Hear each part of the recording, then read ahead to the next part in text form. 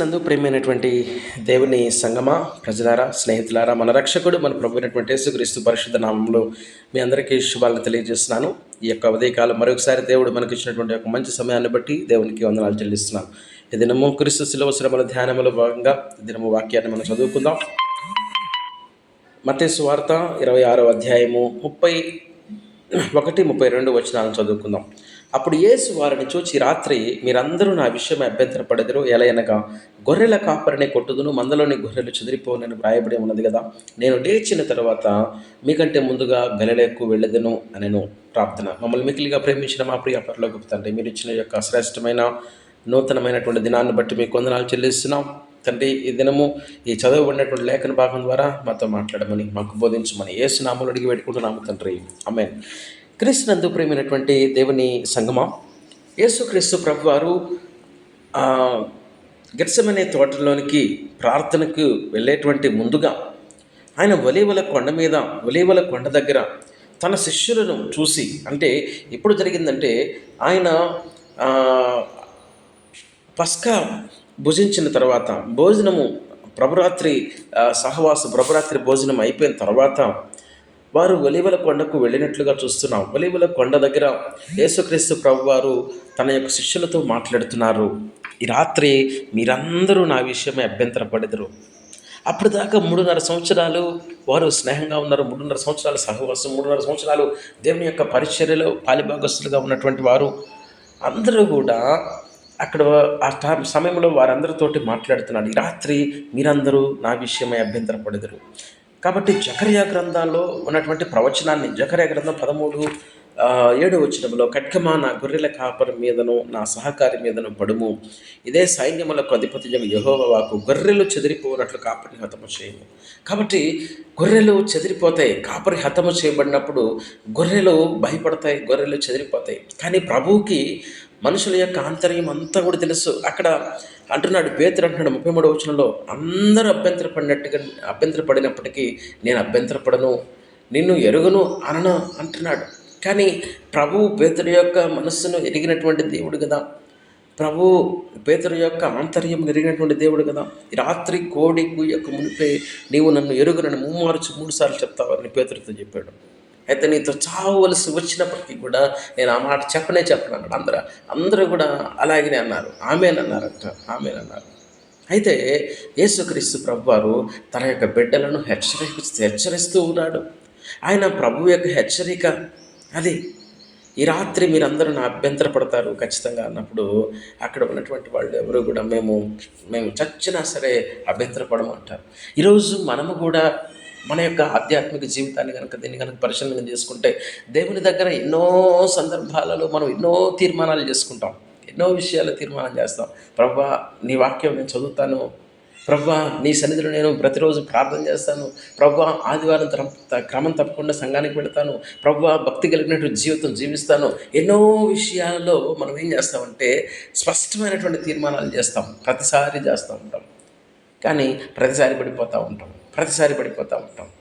దేవునితో మనము సరైనటువంటి సంబంధాన్ని ప్రయత్నం చేయాలనుకుంటాం, కానీ చేయలేము.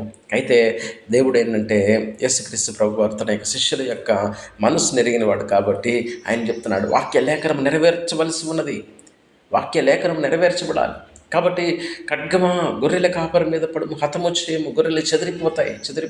అవును, ఆ రోజు గెత్సెమనే తోటలో వారందరూ కూడా యేసుక్రీస్తు ప్రభువుని పట్టుకోవడానికి వచ్చినప్పుడు అక్కడి నుండి అందరూ కూడా తొలగిపోయినట్లుగా చూస్తూ ఉన్నాం. శిలువ ఎదురు శిష్యులు ఎవరు లేరు, 11 మంది శిష్యులు ఉండాలి కదా, ఒక్కళ్ళు కూడా లేరు, ఎవరు మాత్రమే ఉన్నట్లుగా లేఖనాలు తెలియజేస్తూ ఉన్నాయి. అందరూ కూడా చెదిరిపోయారు భయంతో. కాబట్టి ఈరోజు మనం కూడా గమనించవలసింది ఏంటంటే, ఈ లోకంలో మనకు భయం వస్తుంది, భయం కలుగుతుంది. దేవుని యొక్క పరిచర్యలు ఉన్నప్పుడు, దేవుని యొక్క సేవలో ఉన్నప్పుడు, ఈ యొక్క విశ్వాస జీవితంలో మనం ఉన్నప్పుడు కొన్ని సందర్భాల్లో భయం కలుగుతుంది. ఆ భయం కలిగినప్పటికీ మనం ఏం చేస్తామంటే దేవుని అంటిపెట్టుకుని ఉండడానికి ప్రయత్నం చేస్తాం. కొన్ని సందర్భాల్లో మనం ఏం చేస్తామంటే దేవుని మీద కూడా ఆ నమ్మకాన్ని పెట్టుకోలేక మనము పక్కకు తొలగిపోతూ ఉంటాం. కాబట్టి అక్కడ యేసుక్రీస్తు ప్రభువారు ఏం చేస్తున్నాడంటే హెచ్చరిక చేస్తూ ఉన్నాడు వారి కొరకు. గొర్రెల కాపరిని కొట్టుదును, మందలోని గొర్రెలన్నీ చెదిరిపోతుంది. అవును, యేసుక్రీస్తు ప్రభువారు మనకి మంచి గొర్రెల కాపరిగా ఉన్నాడు. ఆయన గొర్రెల కొరకు ప్రాణం పెడతాడని దేవుని యొక్క లేఖనాలు తెలియజేస్తాం. యోహాను సువార్త 10:10 గొర్రెలకు జీవము కలుగుటకును అది సమృద్ధిగా కలుగుటకు నేను వచ్చిన నిమిత్తం నిశ్చయముగా చెప్పుచున్నాను. నిత్య జీవనం ఇవ్వడానికి వచ్చాడు.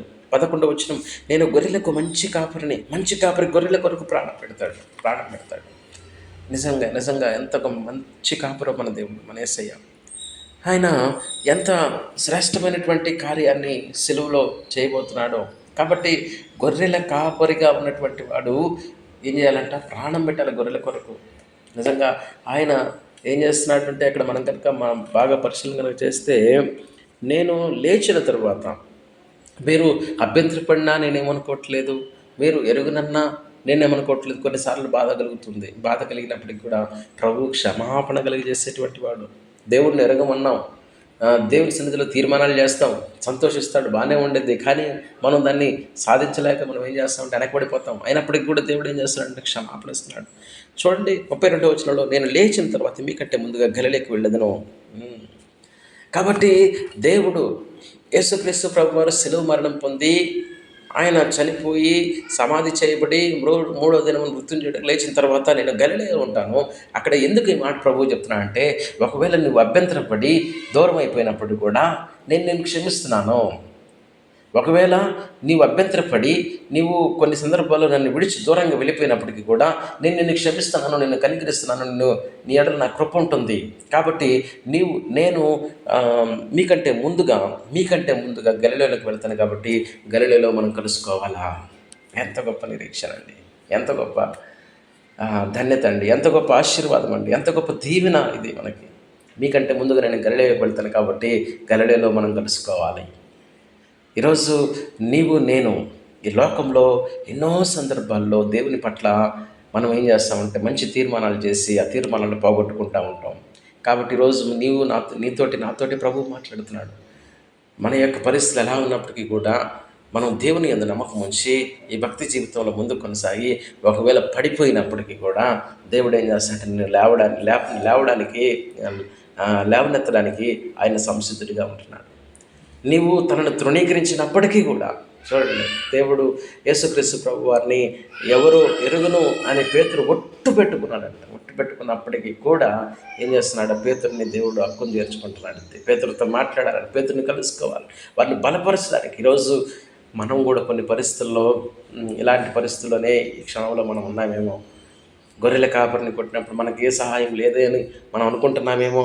కాబట్టి ఈరోజు నన్ను దేవుడు జ్ఞాపకం చేసుకుంటున్నాడు. నీ పరిస్థితి, నా పరిస్థితి దేవుడు జ్ఞాపకం చేసుకొని అంటున్నాడు, మీకంటే ముందుగా నేను గలిలయకు వెళ్తాను, నీకంటే ముందుగా నేను పరలోక రాజ్యాలు. కాబట్టి పరలోక రాజ్యాలు మనం కలుసుకోవాలి. కాబట్టి మనం ఎన్నో తీర్మానాలు మనం పడిపోయి ఉంటామేమో, ఎన్నో విషయాలు మనం దేవునికి ఆయాస్కరమైన జీవితం అయినప్పటికీ కూడా కనుక ప్రభుతో నిలిచి ఉంటే చాలు, ప్రభు దగ్గర ఉంటే చాలు. మనము ఆయనతో సదాకాలం ఉండటానికి, నిత్య జీవం ఉండడానికి ఆయన మన కొరకు ప్రాణం పెట్టి తిరిగి లేచాడు. కాబట్టి ఈరోజు మనము ఆయనతో ఉండేటువంటి వారంగా, ఆయనలో ఫలించేటువంటి వారంగా ఉంతుముగాక. ఈ మాటలు ప్రభువు దీవించునుగాక. ఆమేన్. మమ్మల్ని మిక్కిలిగా ప్రేమించిన మా ప్రియ పరలోకపు తండ్రి, నీ పరిశుద్ధ పాదములకు వందనాలు, మీకు స్తోత్రాలు. మీరు ఇచ్చిన ఈ యొక్క శ్రేష్టమైన మాటలు మా వెనుకల్లో దీవించి ఆశీర్వదించమని, ఈ దినపు దీవెన ఆశీర్వాదములు అందరికీ దయచేయమని యేసు నామములో అడిగి పెట్టుకుంటున్నాము తండ్రి. Amen. Good morning. God bless you. Praise the lord.